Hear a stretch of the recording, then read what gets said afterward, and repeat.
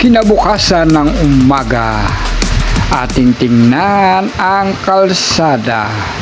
Aba, malinis na ang kanang bahagi. Malinis na. Good. Okay na okay ang mga magkakapitbahay dito sa kanang bahagi. Malinis na. Tingnan naman, ay, dito sa kaliwang bahagi, hindi pa linis. Ay, nagpaparamdaman siguro yan. Joke lang. Kung sino ang maglilinis, hindi naman pwede akong maglinis dito kasi hindi naman ako nagpaputok kagabi. Buti pa dito sa kabila, o linis na linis. Dito sa kabila, kaliwang bahagi, marami pang kalat. Tingnan natin kung may naglinis nga. Wala pa rin naglilinis. Pangalawang balik ko, wala pa rin naglinis. Alas 9 na ng maga.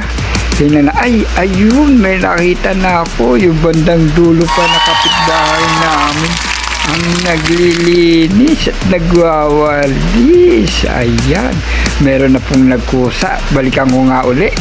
Pangatlong balik ko na. Ito, ayun, talagang siya lang talaga mag-isa ang naglinis. Okay na okay sa oras yan. Okay na okay yan. Marami ang nagpaputok, pero isa lang ang naglinis at nagwawalis. Meron nang nagwawalis. Marahil hindi naman siya nagpaputok niyan.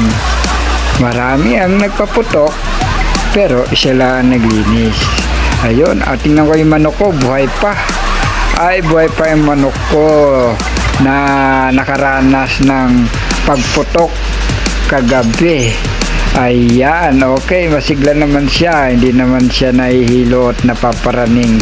Okay na okay. Tingnan natin yung naglilinis, nagwawalis. Ayun, okay. Okay sa oray.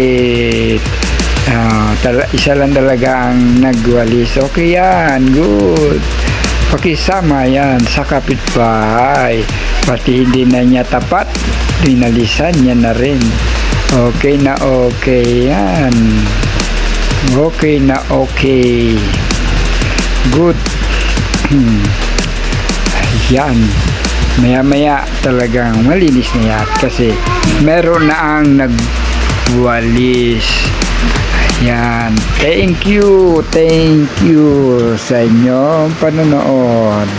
Ayan po, at dito ko pa sa taas talagang binidyohan ang nagwawalis. Yan po ay sa pangatlong bahay pa yan yata nakatira, o